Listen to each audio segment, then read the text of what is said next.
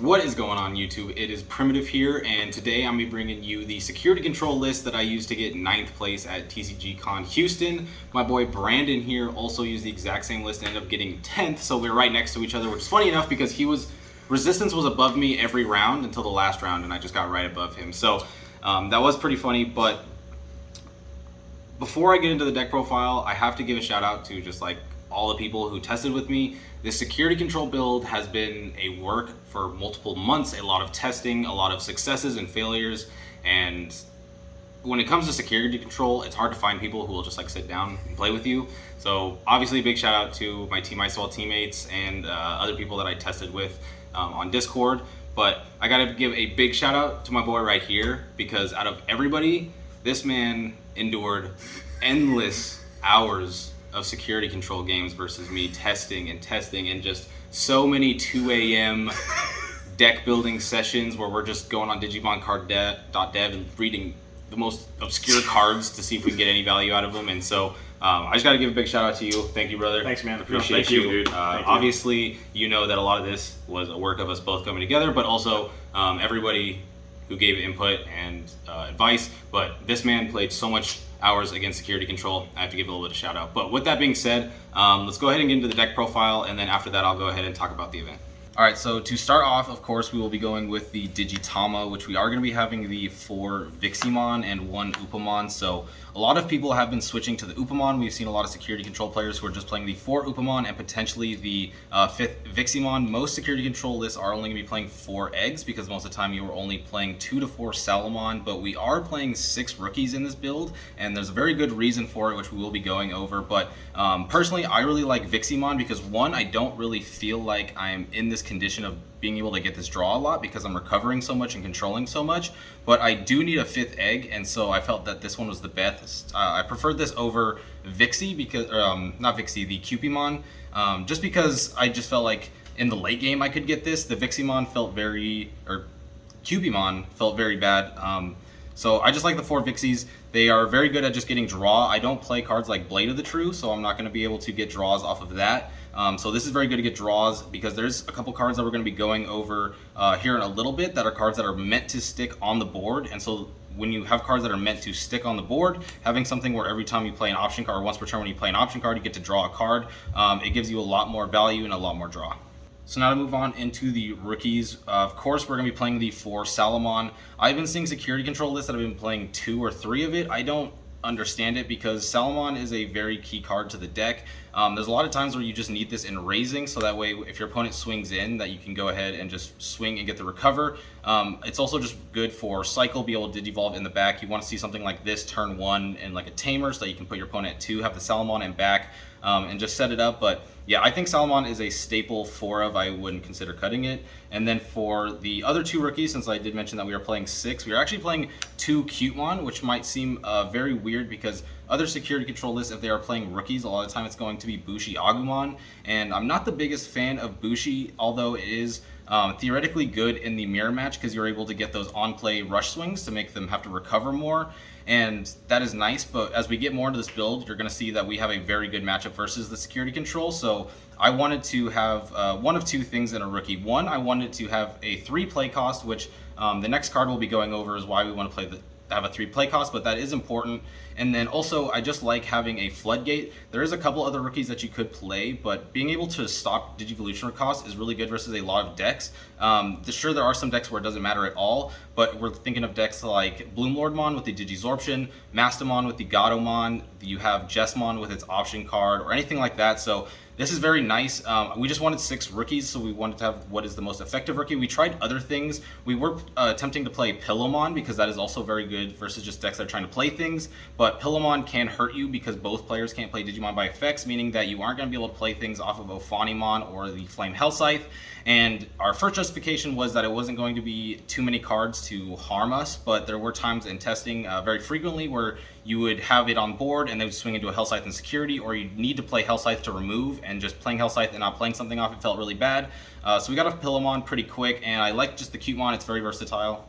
And then next up, we're going to go ahead and get on into our champions, which we are actually playing 3 in this list. And the first one we're going to talk about is probably the most important card in the build in a way, which is going to be 2 Magnamon, which is something that is probably not you probably might not understand fully why I'm playing it right away, because sure, it's a blocker, but we're not really going to be gaining DP off of it because we're only playing 2 armors. But the purpose of this is versus with security control, you have a very positive matchup versus almost the entire metagame. Versus almost anything, because of your control, recover, and also the aggression of this build, you have the capability to beat essentially anything that you're sitting against, unless they are decks like Ancient Greymon or things like BT1 War Greymon, which swing for 4-5 plus checks with no security options, and then they'll go for Blitz Omnimon or Omnimon X Antibody and stuff like that. Obviously, that's a very strong strategy versus security control, and it's something that normally you can't beat. But with Magnamon, you have blocker and you have armor purge, so they could swing for 1,000,000 checks with piercing, and you block and you armor purge. Now, since you armor purge, a Digimon did not get deleted because armor purge says you trash this to prevent the deletion. So if it's not being deleted, they can't pierce you. So they could come swing checks, you block, you armor purge, you still have a rookie, so a Salamon or a Cutemon, and their stack is now available to be destroyed, which gives you that time to be able to recover up, because a lot of the times you really only need one of these, because we also play Sakuyamon to help in that matchup. But being able to have this to block the first stack, remove it, and then being able to recover up helps, because versus decks like War Greymon X, a lot of the times if I have this out, I'll try to get it out preemptively because they're usually not playing D-Digivolve cards, so their only real way to get rid of it is going to be the War Greymon X Antibody end of attack, or something like bouncing it with Omnimon X Antibody. And so a lot of the times, I'd want to save this specifically for the BT1 War Greymon, because when they're swinging 3 or 4 checks with a War Greymon X Antibody, swinging into security with options live, the chances that it gets deleted are incredibly high, even if it does have strip sources with Garurumon or stuff like that, because we have DP minuses, we have Chaos Degrades, and we have stuff like that. That's very nice.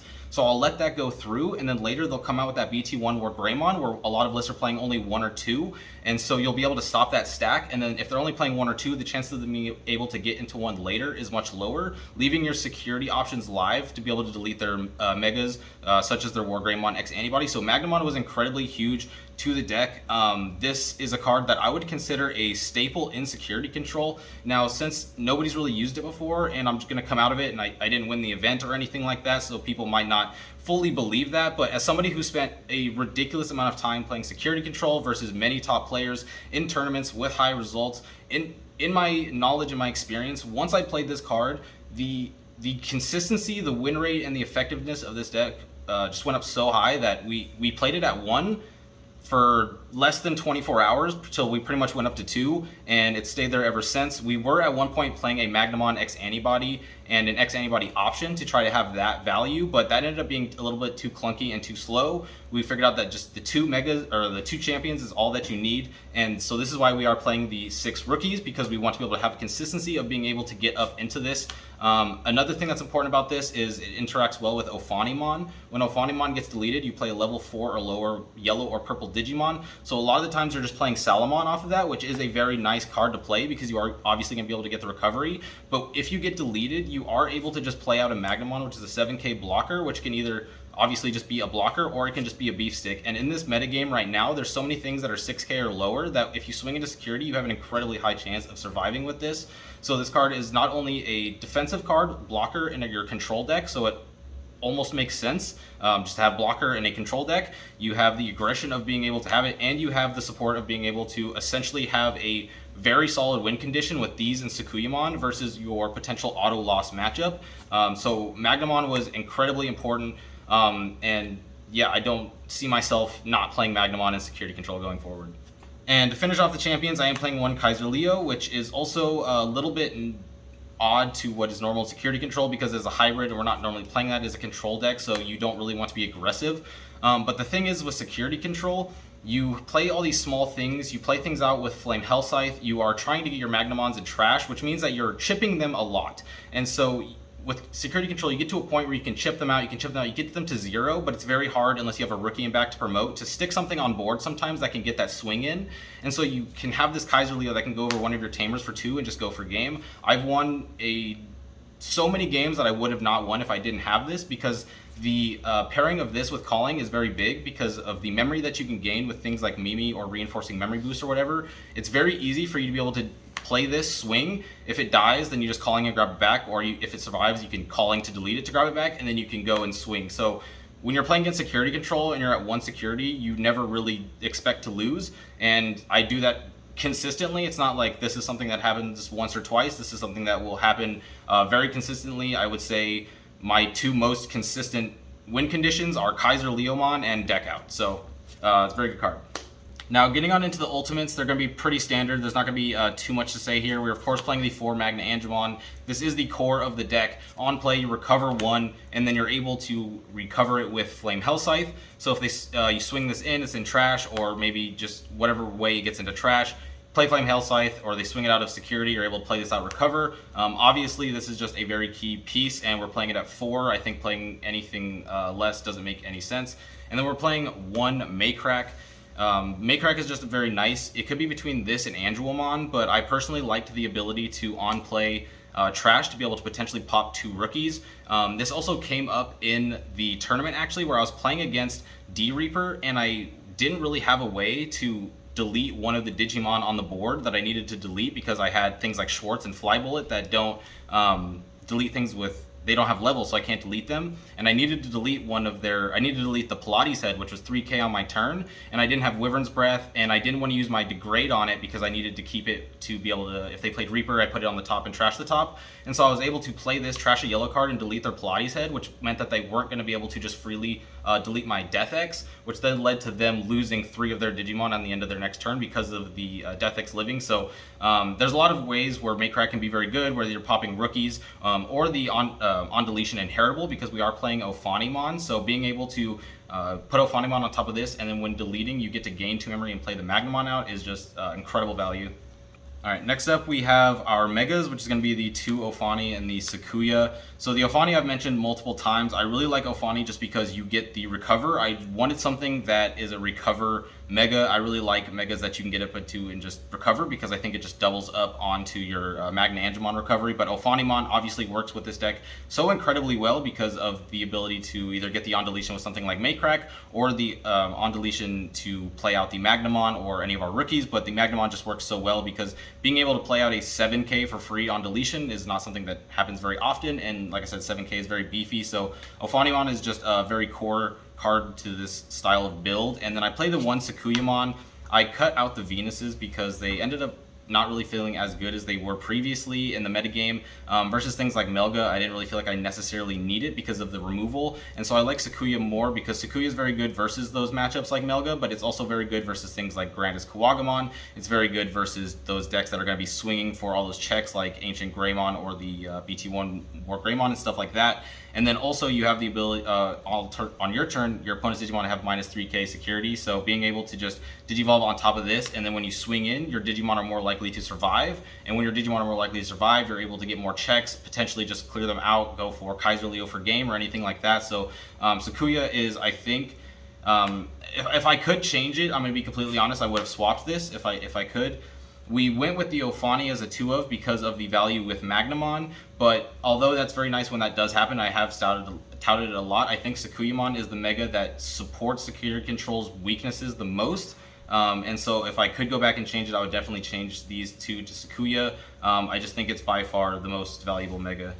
Alright, and then we're going to finish off the Digimon with the 3 Death X. Now, I don't think there's too much reason to say why we're playing this card. It's incredibly powerful. We're playing a slower control deck, so being able to play this in the late game is very strong. This card is also incredibly crucial in the mirror because it's the hardest card to deal with, and it's a card where there's a lot of other cards in the security control mirror match where you want to be degrading it into their security, so sometimes it's weird with Death Xmon, but being able to play 3 in that matchup with the calling really helps. But I just like Death X a lot versus things like Jessmon or Bloomlord or just being a 15k in security. I will say that I have been on just trying to play 2, so I think you could just go for 2 there, but I did play 3 for the event. I don't think there's really a downside to playing 3, but I think going forward I'd probably play 2. Alright, now getting on into the Tamers, which is one of the more crucial parts of the deck because of the control factor. So we're going to have the 4 Kari and 2 Mimi, which are going to be the main 2 Tamers that people are going to be talking about. And normally people would be playing 3, 4 Mimi and even cut down on the Kari. So why am I playing the 2 Mimi? Well, in all my time playing security control, as I got to be a little bit more knowledgeable in the matchups and operate the deck a little bit better, I found that Mimi ended up not being as crazy of a card. Yes, you're able to slow down your opponent's turn, negate things like Hammer Spark. You're able to make your options cheaper or things like that, but we needed to make room for the deck, and so we had to figure out what were the slots that were not completely necessary. So we're playing 3 Kari, and then we eventually cut it down, or 3 Mimi, and then eventually cut it down to 2 Mimi. And the reason is I will not touch Kari. There has been multiple times in me and Brandon's sessions where Kari almost went down to 3, and I just won't allow it, because to beat security control, you have to attack. You don't have another win condition, you have to attack. The more I have this, the more punished you get for attacking. There are so many decks where they don't play option cards at all, or the option cards that they play are very minimal. They're playing memory boosts, which sure, you can play Mimi to gain extra memory off that, which is great, or they're playing X antibody, which makes them pay 1 to pay X antibody. But a lot of the times, the Mimis aren't as good. Unless you're playing in a completely Melga dominated format where they're all playing Hammer Sparks, I don't really think you need that many Mimis. I think the Kari is much more of an important tamer to actually winning the most matchups, and Mimi is a card that is very good support. I want to play it because it's a 2-drop. I want the purple source. I want it to be 2-drop. I want to be able to open these early, but like I said, I wanted to be making room for other tamers, and so I valued Kari much more. I wouldn't cut Kari if you are thinking about cutting Kari, or if you're playing Scary Control, you're not playing 4 Kari. I really think you should be. I think this is incredibly crucial. They have to attack you, so the more that you pass, the less that they can attack you, the more you're able to delete, the more you're able to recover. It slows them down, and then eventually they're just going to run out of resources, they're going to run out of security, or they're going to run out of deck. Now for our next tamer, which is a tamer that is also not really seen too often, is going to be Cody, and this is at the start of your main phase. If you have a yellow Digimon, you gain a memory, and then when attacking, if you attack with a 2-color Digimon, you can suspend it to give -2k DP. So when testing for BT11, we were playing the new purple-yellow tamer, which gives you a memory, and that was very nice. But obviously we don't have that in the EX3 format, and so this card is something that was very filler for that. This deck wants to be at 4 a lot of the times because of the things like Ophanimon and Magnamon, and being able to play those and keep turn. The Cody helped a lot, but also because we're playing the Magnamons, it added the number of dual-color Digimon that were realistically going to be on the board up, and so when you attack, you're able to -2k DP, which has come up a ton, because you can essentially just swing over one of your opponent's Digimon with a Magna or a Mega or something, and then you can tap the Cody to pop their rookie if it's if it's 2k, or if they're, let's say, you have your Magna, which is 7, and they have an 8k out, you can swing to make it 6k and swing over, which did happen when we were playing against the Metal Greymon X Antibody, and so Cody is very nice. We played this card, we tested it. It's probably the newest addition to the deck that we put in, but me and Brandon have been pretty happy with how it's performed. Honestly, I think the phrase Cody is cracked has been said every time we play. And so, yeah, we're just playing the 1 Cody, though, because, again, it's just for the memory gain and the slight thing. We cut the 3rd Mimi for this because, again, the Mimi gains you memory. The Mimi is able to gain you memories another way, but I think this is more proactive. You're going to have a yellow Digimon on the board a lot because, like I said, there's a lot of things that sit on the board, whether that be things like Sakuya, Cutemon, or Magnamon. So being able to gain the memory is nice, and then being able to get the -2k, it just hit the point where it mattered so many times, or it came up so many times, that it just felt right to have this card. And then to finish off the tamers, we're going to have 1 Matt and 1 Kari. So Kari, obviously, they're both memory tamers. You're going to be able to suspend this to gain memory when you recover. So this is very nice for when you just recover so much. So if you swing with Salamon, you can suspend this to gain memory. I think the biggest use a lot of the time is if you get put to 3, you can play Magna Angemon, you can suspend this and you play it for 6, which would put them to their memory tamer 3, so instead of putting them to 4. I think that's what happens the most, but there's just so many recovery cards, whether that be the Magna, the Hellscythe to the Magna, the Ophani. This also helps you keep turn while going into Ophani, so the card is very nice, but I really like the Matt. Matt is able to grab you back things like Death X, Flame Hellscythe, Calling. You can grab Calling to grab more Death X, or grab 2 Death X instead of grabbing 1 off of this. There's just so many good purple cards, whether that just be one of the options or just one of the Digimon. And so I really liked Matt. We're playing it at 1 and 1. You could play 2 Kari if you want, but the free card that you get off of it, because the thing that you really just need is the memory tamer to go to 3. Being able to gain memory off of this is nice, but what you just really need is to have a memory tamer out. So being able to grab a really strong card like Flame Hellscythe or Death X out of trash and set up a memory tamer is very nice, especially when it comes out of security as well. If you don't have one, it comes out for free and you grab something, it feels really good. All right, now getting on into what security control is most known for is going to be those option cards, obviously. So we'll start off with the two big ones, which is going to be the 4 Flame Hell Scythe and the 4 Chaos Degradation. I don't really think there's too much to say here. You need to play these at 4. This is the best removal card in the game because it gets around the most protection. I think the only thing that stops it is Kongu. I could be wrong on that, but I can't think of anything else. And then Flame Hell Scythe is just potentially the best option in the deck because it's removal while also being able to play Magna and recover. So this comes out of your opponent swings, this comes out of security, you're able to kill the Digimon that hasn't swinged yet and recover the check that was just hit with the Magna. So not too much to say here, just besides playing at 4.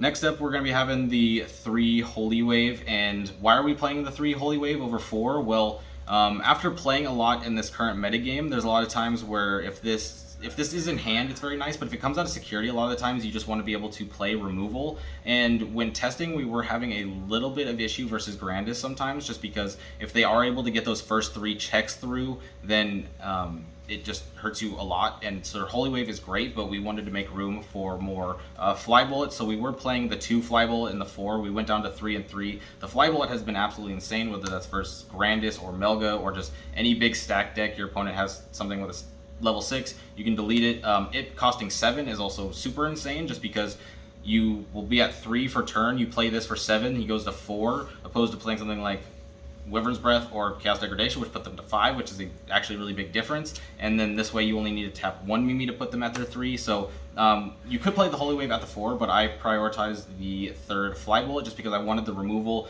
and I wanted to be better versus, have better removal versus the Melga and the Grandis.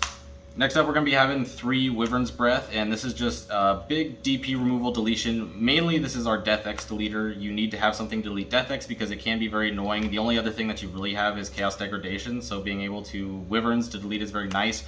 We have been back and forth on playing 2 Wyverns and one of the 8 cost, the Lonky. We were playing 2 and 1. We decided to go back to the 3 Wyverns, but the other 8 cost is very nice because it's half a Wyverns Breath and half a Chaos Degradation, but I just kind of prioritized having something that was, instead of having something that had 2 effects that could potentially activate both at the same time and be very powerful, I wanted something that was just consistent, was going to do the same thing every single time, and I just felt like that was a little bit better, but I do think there's consideration to play 2 and 1 if you want to.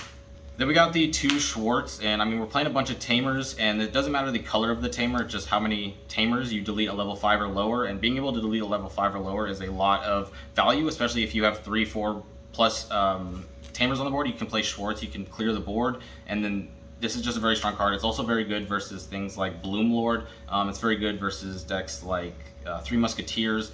I really like Schwartz. I've been between 1 and 2, but I've decided at 2 just because at 1 it feels inconsistent. There was just times where I just felt like if I had this, I would just be in such a good position, or I'd be able to win in a game that I end up losing. So I decided to go for 2 for just consistency purposes over the 1.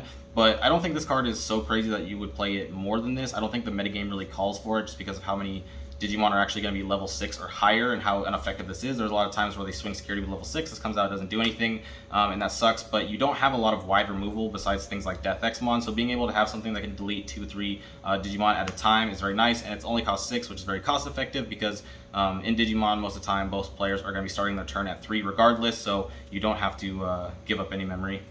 And then the last 2 cards of the deck are going to be the restricted ones, which is going to be Reinforcing Memory Boost and Calling. Not too much to say about these. They got restricted for a reason because they are so powerful. Reinforcing is obviously very crucial because it gives you a free recover and a card to your hand while also gaining 3 memory off the memory boost, while the other ones only gain 2. So it's very big. And then Calling, you're able to grab back Death Xmon, you're able to grab back Ophanimon, you can grab back the Maycrack, but the main thing is Calling is nice for being able to grab things back. Mainly you're looking for Ophani and Death X, but this is also very nice for if you swing Salamon and it doesn't get deleted, then you can just go for the Calling to delete it, grab something back, but then get the recover from Salamon. And so I did cut Calling from this list for a little bit, but honestly it was the Salamon deletion that got me back. Alright, so that is the list that I used to get 9th and Brandon used to get 10th. This is something we have been working on for a while, and I hope this gives inspiration to other people playing SecCon or maybe trying to innovate the deck a little bit, maybe get an idea off this. But I really enjoy this deck. I feel like we put a lot of work into it and was able to get rewarded with a deck that we were happy with. And so yeah, I've been using this deck pretty much the entire EX3 format with some changes, and I don't really regret it, because as much as people say Security Control is this no-brain deck that isn't, it's actually completely the opposite. Playing Security Control at the highest level is incredibly hard. It's playing a puzzle every game, because you have to manage everything, and I'm sure people are going to hear that and shake their heads, but that's fine. Security Control is an incredibly rewarding deck, and so I've had a lot of fun. But thank you all for watching. Thank you, my man, for helping me out, and good job on getting one place lower than me. Later.